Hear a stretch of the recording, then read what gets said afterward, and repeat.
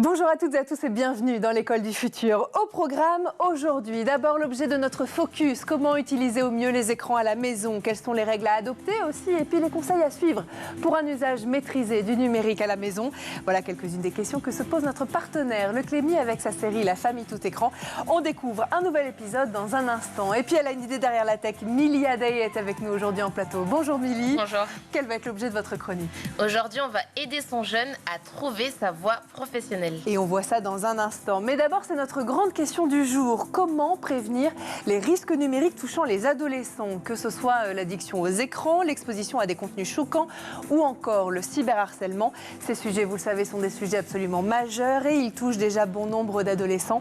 Alors comment les en préserver au maximum? On va poser la question à notre invitée. Elle s'appelle Cécile Martin. Bonjour Cécile. Bonjour. Soyez la bienvenue sur le plateau de l'école du futur. Vous êtes la secrétaire générale d'assurance prévention. Vous avez lancé une très belle initiative sur le sujet. On en parle dans un instant, juste après le focus. Focus aujourd'hui sur une utilisation saine et maîtrisée du numérique au sein des foyers avec notre partenaire, le Clémy, qui lance, vous le savez, sa série La famille tout écran. On regarde ensemble un nouvel épisode. Je me rappelle quand mon père allait bien. Il était souriant, il avait bonne mine, et là, c'est plus le même. T'as vu ses yeux exorbités? Il a quoi, papy? Il est malade. Théo, il va falloir que tu sois fort. Ton grand-père est en train de devenir un conspirationniste. Conspirationniste, ça veut dire que ton grand-père pense qu'on nous ment sur tout. Que l'homme n'a jamais marché sur la Lune, que les Américains communiquent avec des extraterrestres, que la Terre est plate. J'ai une idée. Tu sais quoi? Filme-moi et on va lui envoyer un message. Ah, enfin on m'utilise à pleine mesure.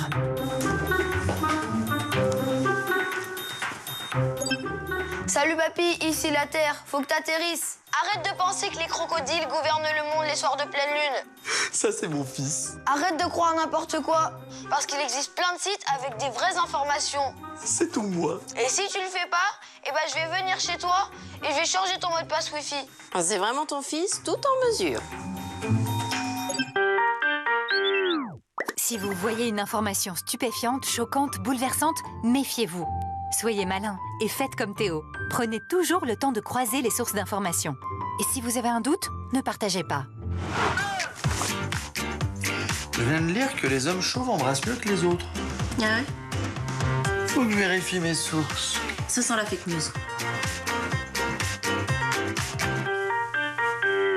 Les contenus choquants, justement, on va en parler dans un instant parce qu'informer les adolescents sur les risques d'Internet et des réseaux sociaux et leur donner des conseils aussi pour mieux réagir et se protéger, vous le savez, tout cela est essentiel. On les met régulièrement en avant aussi, tous ces acteurs, toutes celles et ceux qui agissent pour protéger nos enfants en ligne. On en a une juste avec nous en plateau aujourd'hui. En voilà une nouvelle initiative. On démarre tout de suite et on vous la présente dans la première partie du talk. Et aujourd'hui, donc, à nos côtés pour en parler, Cécile Martin, la secrétaire générale d'Assurance Prévention. Cécile, vous avez lancé une initiative portée par Assurance Prévention. Ça s'appelle Cyberprév. C'est sur les risques numériques touchant les adolescents et en particulier l'addiction aux écrans, l'exposition à des contenus choquants et le cyberharcèlement. Une étude a été menée il y a quelques semaines par l'Institut CSA sur les différences de perception de ces risques entre les adolescents et leurs parents. Et vous nous en partagez aujourd'hui quelques-unes des conclusions. Si vous voulez bien, Cécile, on va commencer par le plus général, le plus simple. On va commencer par définir ces fameux contenus choquants. Qu'est-ce que c'est? On parle là de pornographie, de... Alors, ce que je voudrais préciser, Philippine, c'est que dans notre étude, en fait, donc, nous avons interrogé les adolescents et leurs parents en miroir pour voir leurs différentes perceptions. Ça nous paraissait important d'avoir leur ressenti à chacun. Et puis, c'est un sujet familial. Donc de voir aussi la connaissance que les parents ont des usages de leur enfant et aussi de voir comment cette famille gère ces sujets, comment est-ce qu'on en discute, quelles sont les interactions entre les parents et les enfants sur ce sujet-là. Ça n'avait jamais été fait ou très peu? C'est une approche vraiment originale Et vraiment, ce qu'on constate, c'est que finalement, les risques, c'est amusant, votre petite chronique avant, ça s'appelait La famille tout écran. Et en fait, c'est exactement notre sujet. C'est qu'en fait, les pratiques, les usages numériques et les risques associés, ce sont des risques qui touchent les enfants, mais qui concernent toute la famille. Et donc, évidemment, ça touche aussi à l'interaction et aux relations entre les parents et les enfants. C'est vraiment au cœur de ces risques et au cœur de la résolution de ces risques. Ça a des vraies répercussions. Ça a des vraies répercussions. Et vous parlez des contenus choquants. Et en fait, nous, la démarche qu'on a eue quand on a interrogé les enfants, on a voulu les laisser libres d'exprimer leurs émotions sur ces sujets-là. On ne voulait pas les contraindre, on ne voulait pas leur donner des indications trop précises. Donc il n'y avait pas, par exemple, de définition Alors, la question qu'on a posée aux adolescents, c'est « As-tu déjà, sur tes usages d'Internet, vu des contenus choquants ?» Et donc, évidemment, on n'a pas décrit les contenus choquants. Et ça nous paraissait essentiel parce qu'en fait, la perception est différente là aussi selon les parents et selon les enfants. La définition des termes n'est pas la même. Et les parents peuvent avoir une projection sur ce qui va être un contenu choquant. C'est vrai que nous, en tant qu'adultes, que parents, on va penser effectivement à ce que vous évoquez, à la pornographie, au contenu de violence, à la violence animale, etc. Mais ce qui nous touche, ce qui nous choque n'est pas forcément ce qui touche et ce qui choque les enfants. Effectivement. Et donc voilà, on les a laissés libres de répondre. On voulait vraiment savoir quand est-ce qu'ils ont ressenti un choc, ce qui les a touchés, ce qui les a émus, ce qui leur a fait du mal. Alors, par exemple, justement, quels sont ces contenus qui les choquent ? Alors, sur la nature des contenus, en fait, l'étude ne décrivait pas. L'objectif, c'était plutôt de savoir quelles étaient les conséquences, en fait, en termes émotionnels et en ressenti, quelles étaient les conséquences pour les enfants. Parce que, effectivement, nous, en tant qu'association de prévention, ce qui nous intéresse, c'est de comprendre les mécanismes, c'est de comprendre les conséquences que ça a sur les enfants, ces risques numériques. Et en tant qu'organisme de prévention et apporteur de solutions, c'est de pouvoir aussi contribuer par les actions qu'on met en place, par ce qu'on propose, par les outils qu'on déploie, etc. On veut leur proposer des conseils, des solutions aux parents comme aux enfants. Et donc, voilà, sur ces contenus choquants, ce que notre étude nous apprend, c'est pas tant la nature des contenus, mais ce sont les processus qui se mettent en place. Et donc, effectivement, les enfants qui ont été confrontés à des contenus choquants, sur cela, alors déjà, ça représente presque tous les enfants, une très grande majorité, puisqu'on a 60% des adolescents qui nous ont dit qu'ils ont été confrontés à des contenus choquants. Et un quart des enfants qui nous ont dit « je me suis senti mal ». C'est-à-dire que, en fait, c'est très profond. C'est-à-dire qu'on sait que les risques numériques, il y a des conséquences qui sont vraiment incommensurables. C'est-à-dire que ces risques, que ce soit les contenus choquants ou le cyberharcèlement que vous avez cité, ou la surconsommation des écrans, on sait que les conséquences, ce sont des conséquences vraiment de santé. Donc, et souvent invisibles. Et souvent invisibles, c'est très pernicieux. Et puis, voilà, et puis c'est un ensemble, c'est pas, on n'est pas confronté à un risque ou à un autre. En fait, c'est un écosystème de risques. Et c'est vrai que les enfants, en fait, voilà, ils s'imprègnent, ils encaissent indéfiniment. Et effectivement, au bout du compte, on a des enfants qui peuvent avoir des problèmes de santé physique parce qu'ils vont être trop sédentaires ou parce qu'ils vont mal dormir, mais aussi des enfants qui vont être très atteints psychologiquement. Et ça va poser vraiment... il y aura vraiment des conséquences en termes de santé mentale. Et c'est vraiment... voilà, c'est vraiment, vraiment au cœur de notre démarche. Et les contenus choquants, ça peut conduire à ça. Donc ça, c'est du point de vue des adolescents. Oui. Pardon, je vous coupe, parce qu'effectivement, on parle des adolescents, mais ce qui est assez passionnant et même surprenant, j'allais dire, dans votre enquête, c'est que les parents sous-estiment souvent la présence, mais aussi la violence de ces contenus lorsque leurs enfants naviguent sur Internet. Exactement. Comment ça s'explique ? Eh bien, alors, je pense que les parents ne savent pas tout ce que font leurs enfants. Ce que notre étude aussi nous a montré, c'est que alors, c'est très difficile d'être, pour notre génération de parents, d'être parents à l'ère du numérique. numérique, voilà, d'enfants connectés. En fait, on sait que les enfants, enfin, il y a vraiment eu un changement de paradigme. Hein. Les 90% des enfants de 13-14 ans, qui est la tranche d'âge qu'on a interrogée, possèdent leur propre smartphone. 75% ont déjà un compte sur les réseaux sociaux. Donc, en fait, ils ont une vie numérique qui est assez autonome. C'est plus des tout petits qui rentrent au collège, hein. Les 13-14 ans, c'est plutôt fin de collège, donc ils commencent à être assez autonomes, ils ont le droit légalement d'ouvrir un compte sur les réseaux sociaux, et donc en fait, on les considère déjà un peu comme des grands, et donc il y a une certaine autonomie face aux usages du numérique. Donc les parents ne savent pas tout, et effectivement, alors ça c'est les chiffres qui le disent, puisqu'on a posé cette question aux enfants, 60% nous ont répondu qu'ils avaient été confrontés à des contenus choquants. Mais ensuite, quand on interroge les parents, c'est là où vraiment cette étude est intéressante parce qu'on voit les différences de connaissances et de perception entre les parents et les enfants.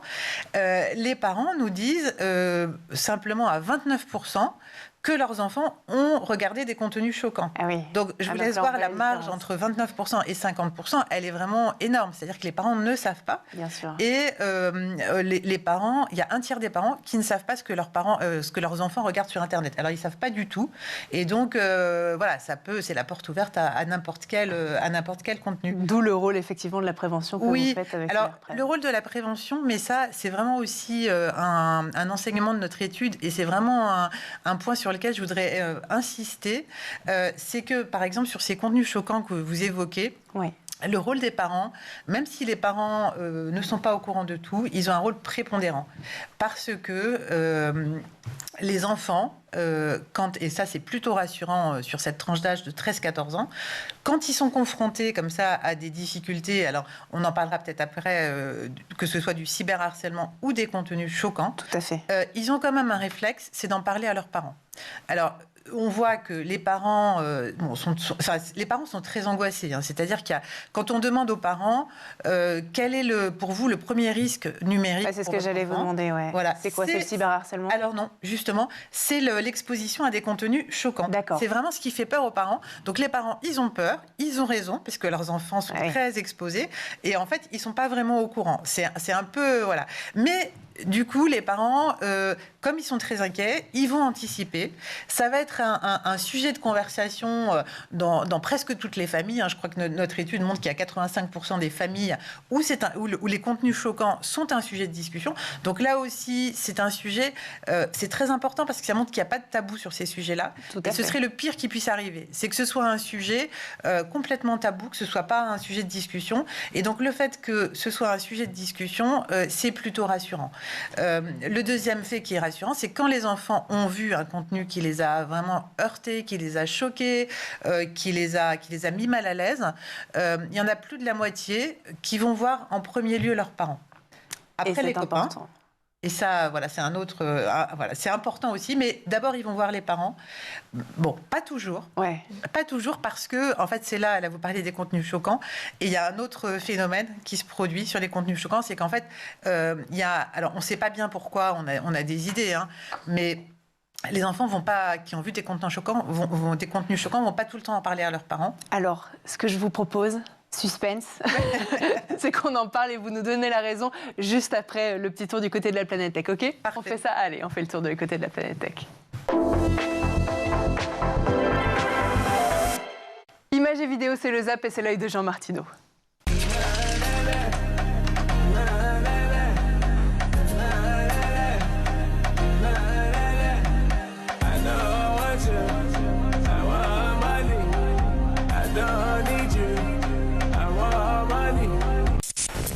How we clean our hose after the job.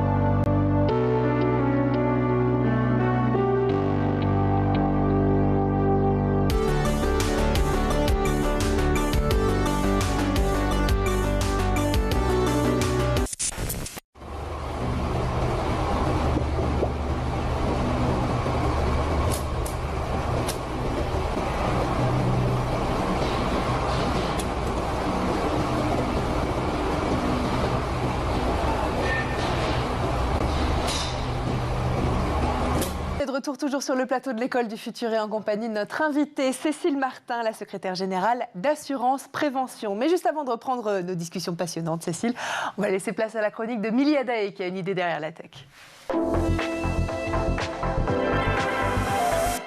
Milly, au programme aujourd'hui avec vous, comment aider mon enfant, mon ado, mon jeune à trouver sa voie professionnelle? Dites-nous tout. J'en suis convaincue, l'école du futur commence à la maison. Dans un monde où les possibilités de carrière sont vastes et les choix nombreux, il peut être difficile pour nos jeunes de savoir quel chemin choisir.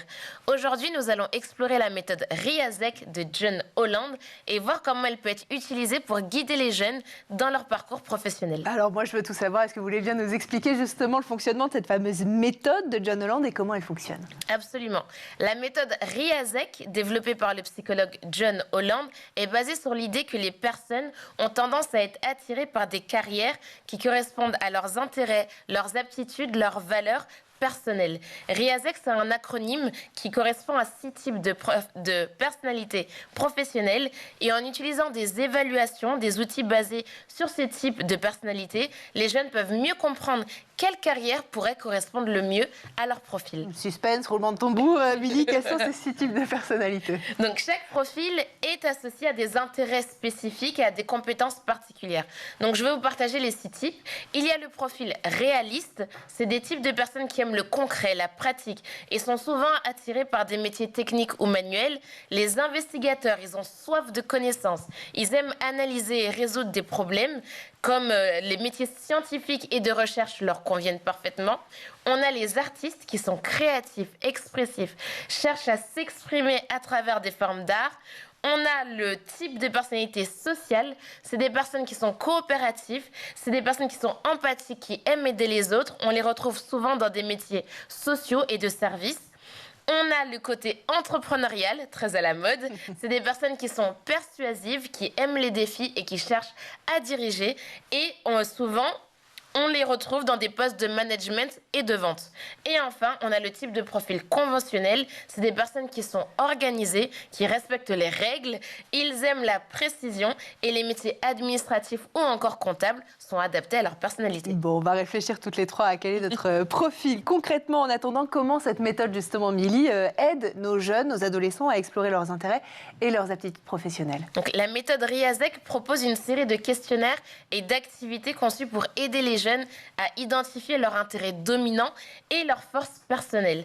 Ainsi, on parvient à identifier les préférences et les centres d'intérêt de chaque participant. Les résultats donnent alors un code RIASEC de la personne avec 3 lettres principales qui correspondent au type de personnalité professionnelle.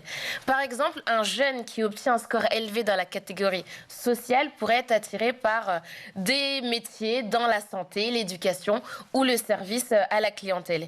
Et en comprenant leurs préférences et leurs aptitudes, les jeunes peuvent commencer à explorer des carrières qui correspondent à leur profil. Ce que vous nous dites, Milly, en fait, c'est que l'alignement avec nos valeurs personnelles et professionnelles, c'est absolument essentiel dans le choix de notre carrière. Exactement, c'est essentiel. Les valeurs personnelles jouent un rôle crucial dans la satisfaction professionnelle à long terme, ce qui permet d'éviter tout ce qu'on appelle perte de sens au bout de quelques années. La méthode RIASEC encourage donc les jeunes à réfléchir sur ce qui est vraiment important pour eux dans leur travail, que ce soit l'autonomie, la créativité, l'impact social ou encore la stabilité. En trouvant des carrières qui correspondent à leurs valeurs personnelles, les jeunes sont plus susceptibles de trouver du sens et de la satisfaction dans leur travail. Et Dieu sait que c'est important. Alors dans la pratique, comment les jeunes peuvent justement utiliser cette méthode, Milly, pour explorer les différentes options de carrière qui peuvent s'offrir à eux? Donc, une fois que les jeunes ont leurs résultats RIASEC, ils peuvent commencer à explorer les différentes options de carrière qui correspondent à leur profil. Cela peut inclure des recherches de métiers associés à chaque type de personnalité professionnelle, des rencontres avec des professionnels dans les domaines qui les intéressent, des stages ainsi que des formations supplémentaires pour développer les compétences nécessaires. Et où est-ce qu'on peut passer ce test? Il y a plusieurs organismes qui proposent de passer le test en ligne. Je vais vous en proposer 2. Il y a e-Orientation, qui est un organisme de bilan de compétences. Vous pouvez donc réaliser votre test RIASEC même en tant qu'adulte. Ou sinon, plus connu des étudiants, il y a le site Studirama qui propose tout un parcours RIASEC en fonction justement de votre profil. Je vous laisse le mot de la fin, Milly. Donc, à retenir aujourd'hui la méthode RIASEC de John Holland offre un guide précieux pour aider les jeunes à explorer leurs intérêts, leurs aptitudes et valeurs personnelles afin de trouver leur voie professionnelle. En comprenant qui ils sont et ce qui les motive, les jeunes peuvent prendre des décisions éclairées sur leur avenir professionnel. Ça, c'est sûr. Merci infiniment, en tout cas, Milly, d'avoir été parmi nous. Vous continuez à être parmi nous sur le plateau, vous allez intervenir aussi. On lance tout de suite la deuxième partie du talk.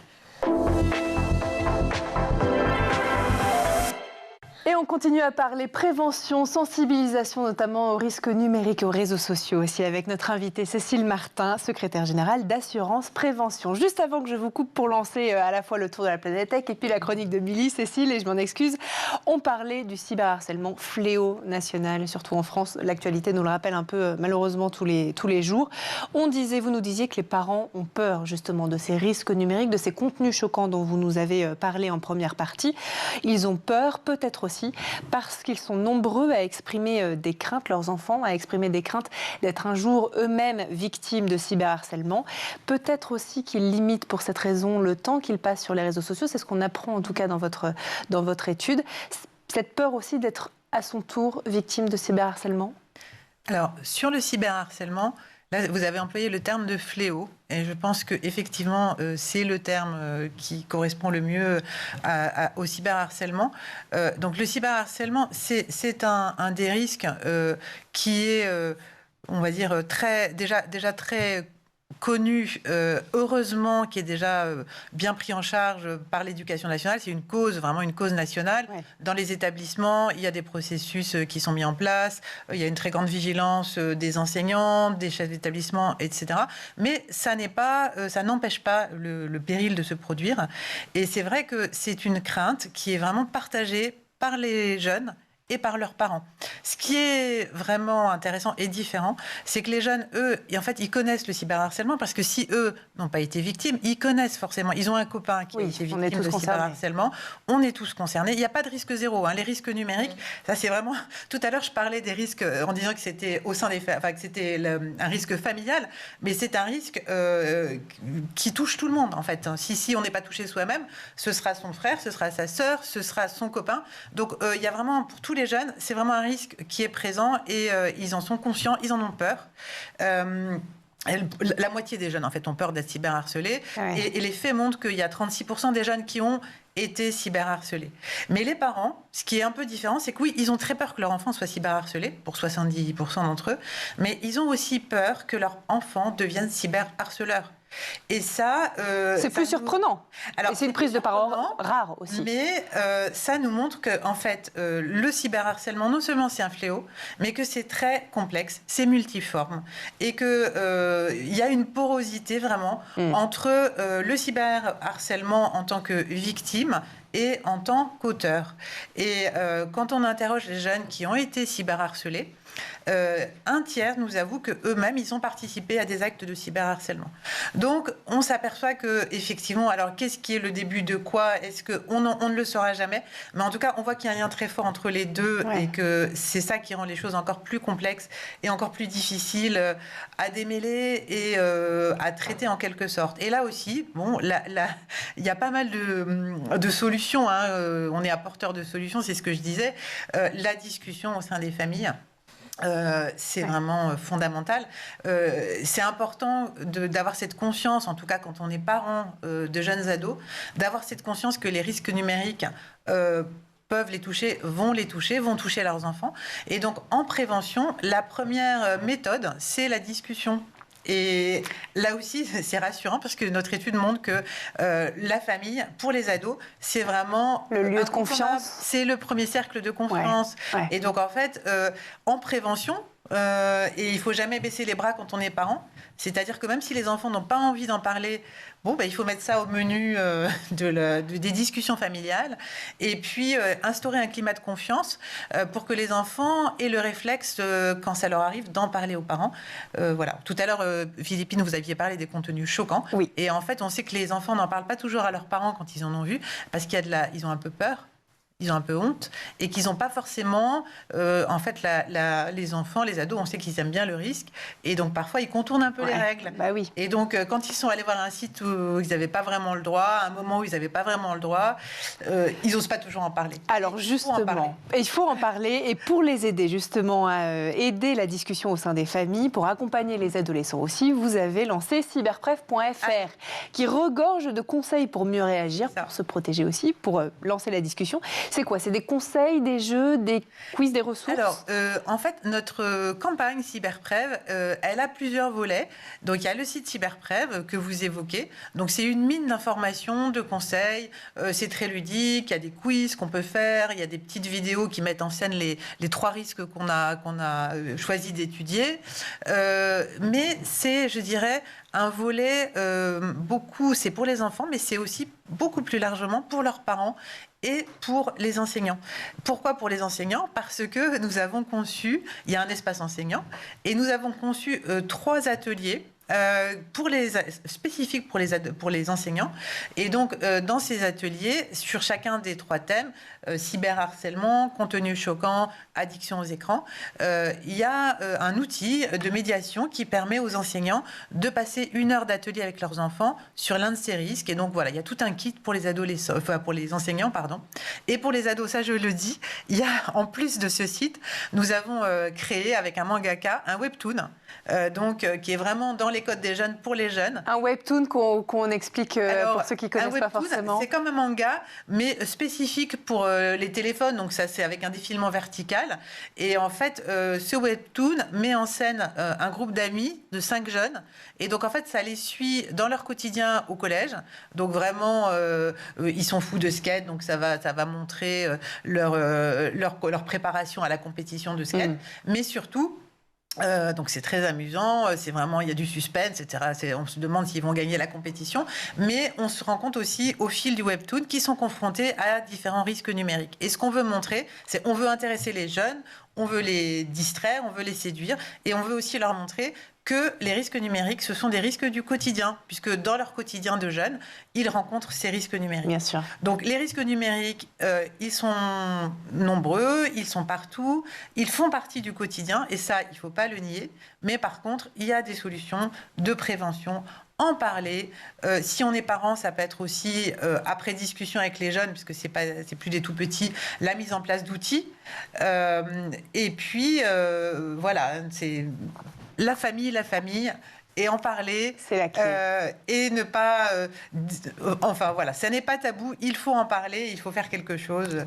Ça s'appelle Cyberprev. Cyberprev.fr, c'est votre site internet. Merci beaucoup d'avoir été parmi nous, Cécile Martin. Je rappelle que vous êtes la secrétaire générale d'Assurance Prévention. Et puis c'est important aussi, et je le rappelle, si vous êtes victime ou dans une situation de cyberharcèlement, vous pouvez appeler le 3018, le numéro d'appel gratuit, anonyme et confidentiel qui a été lancé récemment par le gouvernement. Merci beaucoup à vous en tout cas d'avoir été parmi nous aujourd'hui, Cécile.